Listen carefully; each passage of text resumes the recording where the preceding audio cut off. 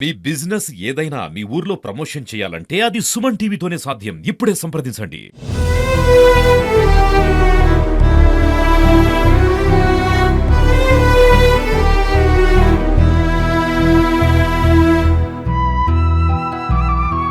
చూశారు కదా! ఈ రోజైతే ఈ పలాసలో జరిగినటువంటి వెంకటేశ్వర స్వామి దర్శనానికి వచ్చినటువంటి భక్తులు చనిపోయిన విషయం తెలిసిందే. అయితే సుమారు 9-10 మంది అయితే చనిపోయినటువంటి వార్త ఉంది. అయితే ఏదేమైనప్పటికీ ఇక్కడ ఉన్నటువంటి చనిపోయినటువంటి మృతదేహాలని గుర్తించి వారి కుటుంబ సభ్యులకు యుద్ధ ప్రాతిపదికగాను అందరికి కూడాను పిలిచి వాళ్ళ కుటుంబ సభ్యులకైతే చేశారు. చూస్తుంటే అంబులెన్స్‌లు కూడాను కంప్లీట్‌గాను ఎంతమంది అయితే చనిపోయారో వాళ్ళ కుటుంబాలకు కూడాను అప్పగించడం అయితే బాడీని ఇప్పటికీ అప్పగించడం జరుగుతుంది. అంతేకాకుండాను క్షతగాత్రులకి మెరుగైనటువంటి ఆరోగ్యాలు అయితే చేస్తున్నారు ఆరోగ్యాలు. ఇక్కడ ఏమైనా సరే ఇంకా సరే ఆరోగ్య నిమిత్తం కూడాను మెరుగైనటువంటి చికిత్స కావాలనుకుంటే ఇప్పుడు శ్రీకాకుళం రిమ్స్ కానీ అదేవిధంగా వైజాగ్ కూడాను తరలించినటువంటి పరిస్థితి ఉంది. చూస్తే హాస్పిటల్ కూడాను ప్రశాంతంగా ఉండాల్సిన హాస్పిటల్ ఒక్కసారిగాను చనిపోయినటువంటి వారితో అదేవిధంగాను క్షతగాతులతో ఈ విధంగానైతే కిక్కిరిసిపడుతుందో చూస్తున్నారు. వీళ్ళందరూ కూడాను వాళ్ళ కుటుంబాలు కూడాను చనిపోయారు అనే బాధతోనైతే ఈరోజు శోకసంద్రం ఉంది.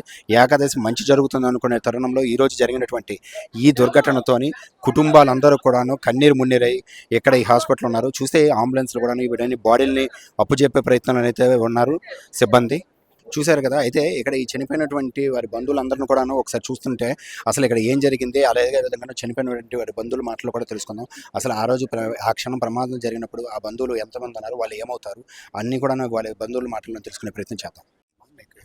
మా ఎరకెత్తి కొడుకు అత్త కొడుకు చనిపోయినారు. దేవుడి కాడికి వెళ్ళారు, చచ్చిపోయినారు. తెల్లవారు తెల్లారి 10కి వెళ్ళారు, 11 లోపు కుమ్మేసినారు, చచ్చిపోయింది. ఎంతమంది వెళ్ళారు? మా అందరు జనము 2 ఆటోలు వెళ్ళారు, 2-3 ఆటోలు వెళ్ళారు. ఉద్దానం సైడ్ ఒక్కడిపేట. నాకు తెలిసింది 12 గంటలకు తెలిసింది. కుటుంబంలో వెళ్ళారు. యాభతో నీటి వెళ్ళిపోయిందో తెలదు. కుమ్మేనారు, అతలు తోసినారు గేట్ అవతల. 2 తులాలు చైను పోయింది, చెవిటోడివి పోయినాయి.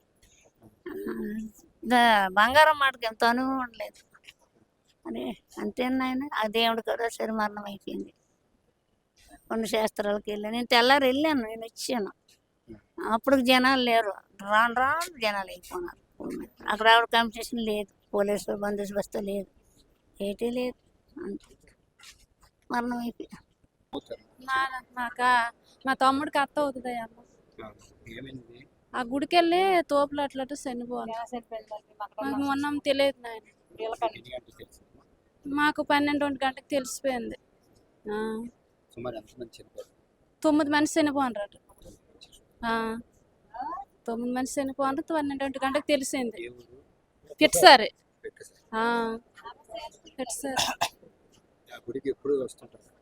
వస్తారు.